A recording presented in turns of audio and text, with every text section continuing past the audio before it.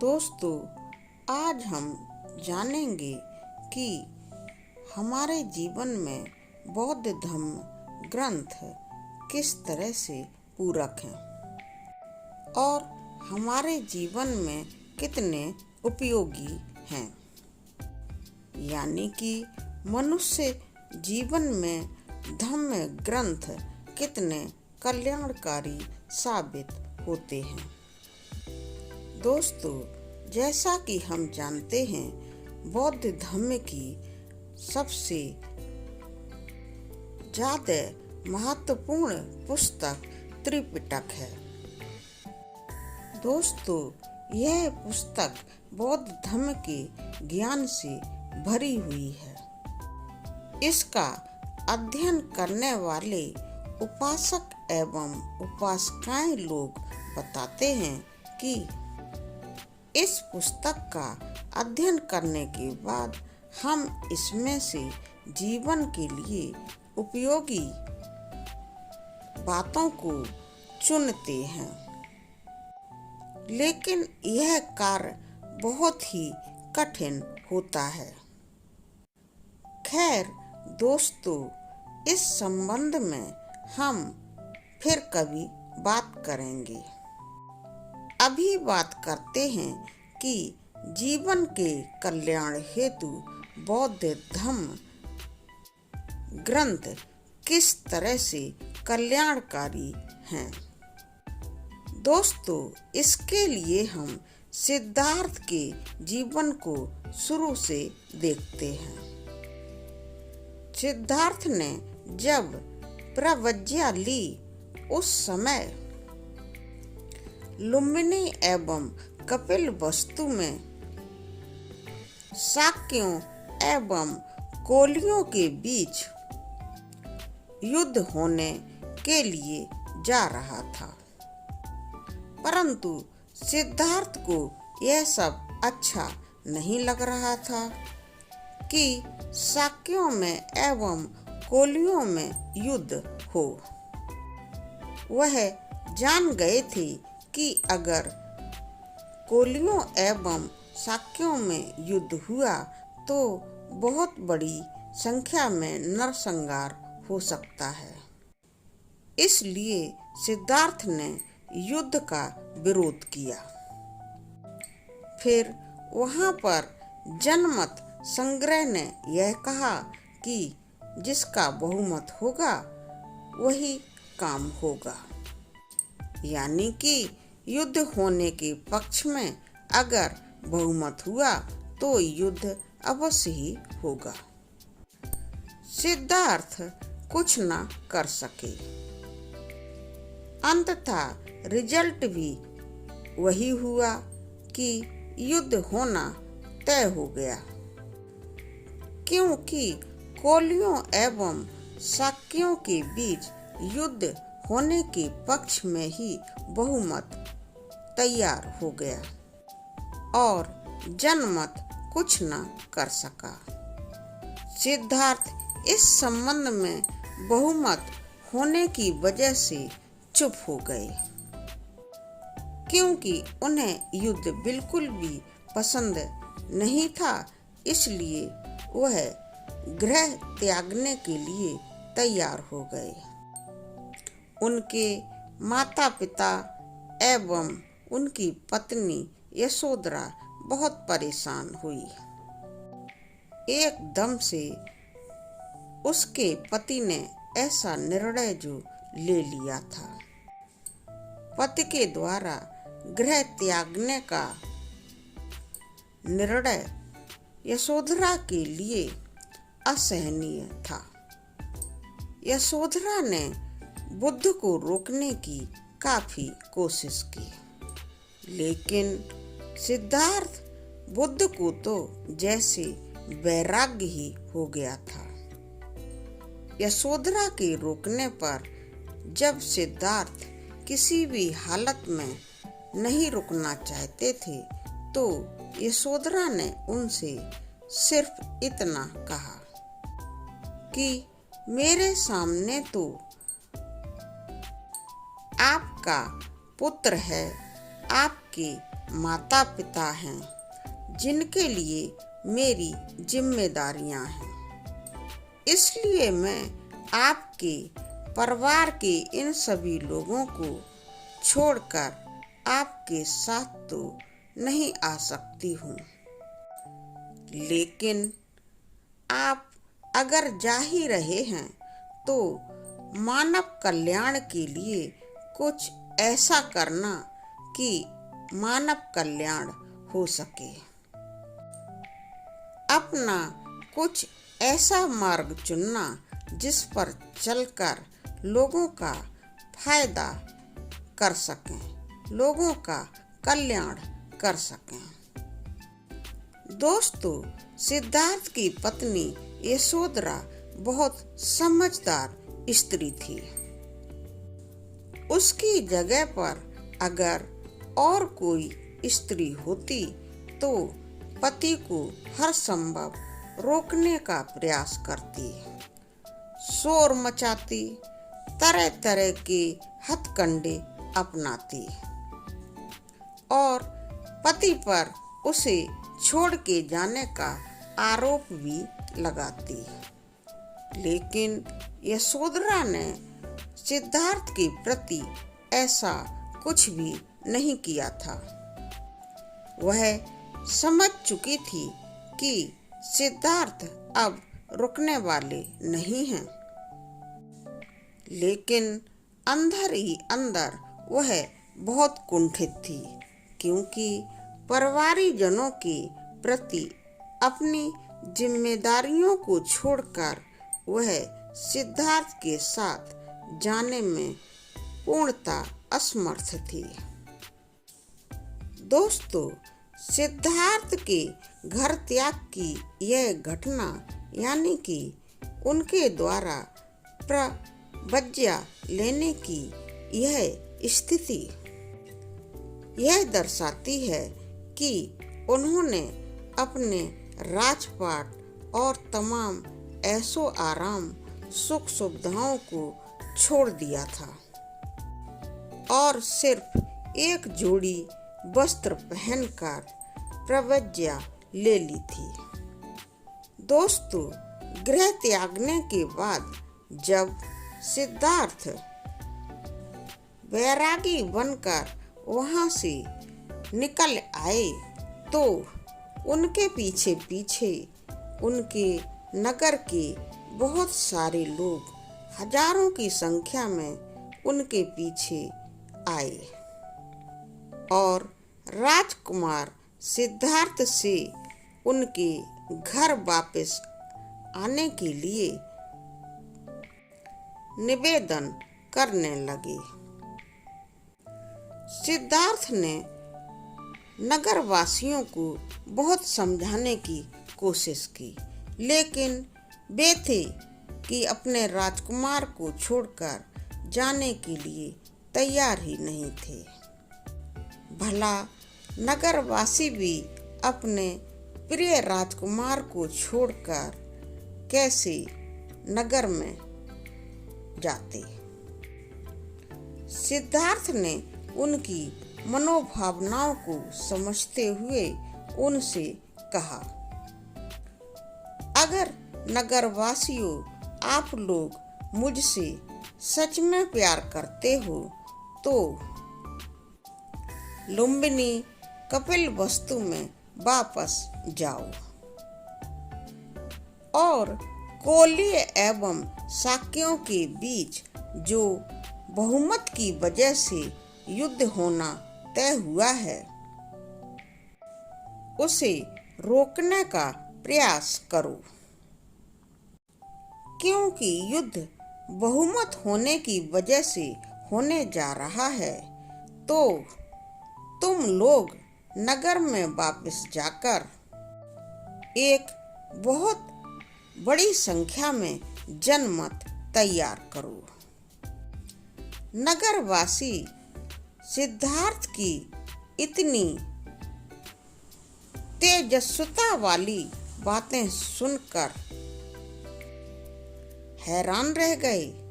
उन्होंने उन्हें ऐसा करने के लिए वादा किया और कहा कि आप जैसा चाहते हैं हम लोग वैसा ही करेंगे। अपने नगर में वापस पहुंचकर जनमत तैयार करेंगे। अब दोस्तों, सिद्धार्थ को लौटाने के लिए आए हुए नगरवासी बहुत दुखी थे, क्योंकि सिद्धार्थ अब वापस कपिलवस्तु नहीं जा रहे थे। उन्हें छोड़कर सारे के सारे नगरवासी बहुत दुखी मन से वापस कपिलवस्तु चले गए और उन्होंने आपस में यह चर्चा करना शुरू कर दिया कि जनमत तैयार करना है और कोलियों एवं शाक्यों के बीच युद्ध होने का जो बहुमत है उसे पीछे छोड़ना है, यानी कि बहुमत को हराना है। दोस्तों, फिर क्या था? घर घर में, गली गली में, कपिलवस्तु में, पूरे राज्य में जनमत संग्रह तैयार होने लगा और कुछ दिनों में ही बहुत बड़ी संख्या में जनमत संग्रह तैयार हो गया। इतनी बड़ी संख्या में जनमत तैयार हुआ तो बहुमत को पीछे छोड़ दिया। बहुमत पीछे छूट जाने की वजह से कोलियों एवं शाक्यों के बीच जो युद्ध की बात हुई थी वह भी कैंसिल हो गई। अब कपिलवस्तु के नगरवासी बहुत ज्यादा खुश थे, क्योंकि सिद्धार्थ ने जो कहा था वह उन लोगों ने करके दिखा दिया था। दोस्तों, सिद्धार्थ एक राजकुमार थे। उन्होंने अपने राज्य वैभव को, सुखों को त्याग दिया था और बिल्कुल एक भिक्षु बनकर ज्ञान प्राप्त करने के लिए आगे बढ़ गए थे। दोस्तों, यहाँ पर मैं आपको बता देती हूँ कि जब गौतम बुद्ध अपने गृह त्याग करके प्रतिज्ञा लेकर बाहर निकले थे तो उनके मन में ज्ञान प्राप्त करने जैसा कोई उद्देश्य नहीं था, यानी कि उनके मन में कोई उद्देश्य न होने की वजह से वह कुछ भी कर सकने की हालत में भी नहीं थे। तभी उन्हें गृह त्याग करते समय यशोधरा की कही हुई बातें याद आईं। दोस्तों, यशोधरा एक बहुत ही ज्ञानी, मिलनसार एवं जिम्मेदार स्त्री थी। जब सिद्धार्थ अपनी पत्नी यशोधरा को छोड़कर हर हालत में गृह त्यागने पर उतारू हो गए थे तो यशोधरा समझ गई थी कि सिद्धार्थ गृह त्याग करके जा तो रहे हैं, मगर वह अपने राज्य वैभव को छोड़कर जा रहे हैं। अपने दोस्तों को एवं अपने नगरवासियों को भी छोड़कर जा रहे हैं। ऐसे में वह बाहर जाकर करेंगे क्या? तो उन्होंने समझाते हुए ही सिद्धार्थ को एक उद्देश्य दे दिया था कि आप जा तो रहे हो, लेकिन मेरे पास तो आपके माता पिता, आपका पुत्र राहुल है और इन सब की परवरिश करने के लिए मेरी कुछ जिम्मेदारियां हैं। इसलिए मैं तो आपके साथ साथ आ नहीं सकती। आप जा रहे हैं तो कुछ ऐसा करना कि कल्याणकारी रास्ते पर ही आप चलना। जब आप अच्छे रास्ते पर चलेंगे तो दूसरों का भी कल्याण कर सकेंगे। मैं चाहती हूँ कि आपने जब मुझे घर परिवार को, अपने राजसी वैभव को छोड़ ही दिया है, तो फिर आप कुछ ऐसा करें कि साधारण जनमानस का कुछ कल्याण हो सके। दोस्तों, जब सिद्धार्थ को यशोधरा की कही हुई ये बातें याद आईं, तो सिद्धार्थ को उद्देश्य मिल गया और फिर वह मानवों के दुख दर्द को दूर करने के लिए उपाय ढूंढने लगे। धीरे धीरे वह विपश्यना वगैरह करने लगे और गुरुओं से शनै शनै ध्यान प्राप्त करने लगे, ज्ञान प्राप्त करने लगे। लोगों के कल्याण हेतु भगवान बुद्ध ज्ञान प्राप्ति करने के लिए भरसक प्रयत्न करने लगे और 6 साल की कठिन तपस्या के बाद भगवान बुद्ध को ज्ञान प्राप्त हुआ। तो दोस्तों, यहाँ पर यह बुद्ध धार्मिक ग्रंथ की देशना पूरी होती है। अब हम देखेंगे गौतम बुद्ध के बारे में जो कुछ हमने अभी आपको बताया, वह हमारे जीवन के लिए किस तरह से कल्याणकारी है। दोस्तों, सिद्धार्थ के जीवन को देखा जाए, जब वह बुद्ध नहीं थे, सिर्फ सिद्धार्थ ही थे, तब उन्होंने कोलियों एवं शाक्यों के बीच युद्ध को रोकने का प्रयास किया था, जबकि उनके प्रयास पूर्ण रूप से विफल हो गए थे। युद्ध रुकने का नाम ही नहीं ले रहा था। युद्ध होना तय हो गया था। वह युद्ध की स्थिति को देख नहीं सकते थे, इसलिए उन्होंने गृह त्याग करने का फैसला कर लिया था और प्रतिज्ञा ले ली थी।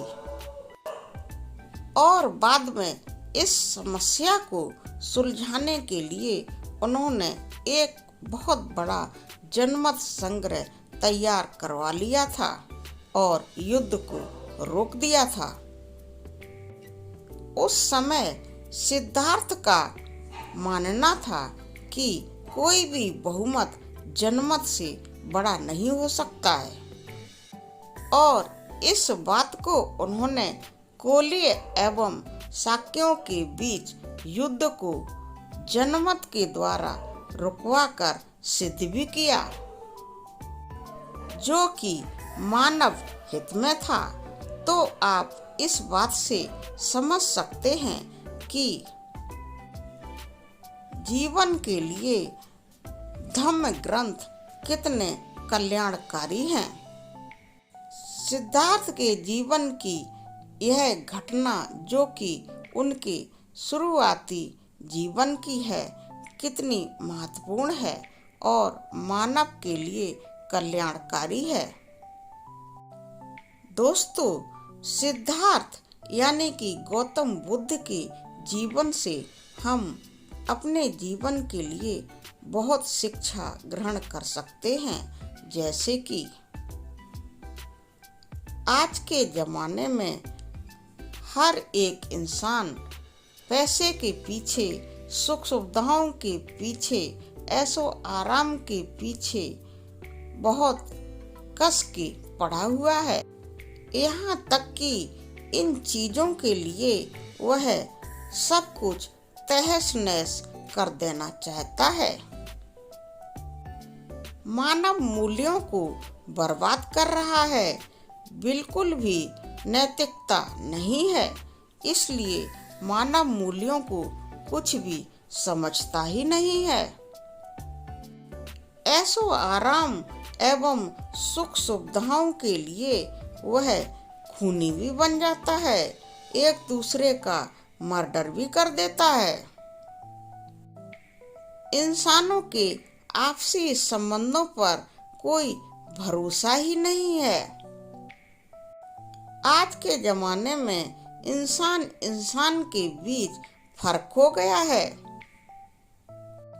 सुख सुविधाओं एवं ऐशो आराम, धन संपत्ति की वजह से कोई इंसान बड़ा तो कोई इंसान छोटा कहलाता है। जबकि सिद्धार्थ गौतम ने तो अपना राजसी वैभव भी छोड़ दिया था।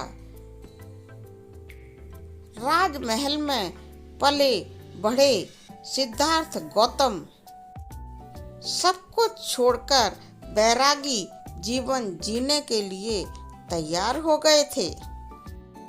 लोगों के हर दुख को सिद्धार्थ दूर कर देना चाहते थे। सिद्धार्थ गौतम के जीवन के इन बातों को सुनकर क्या आपको यह नहीं लगता कि बुद्ध धम्म ग्रंथ मानव के कल्याण के लिए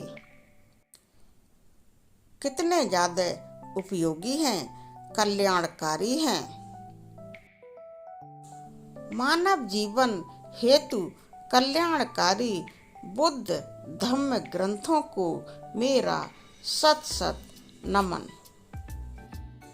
दोस्तों, धन्यवाद।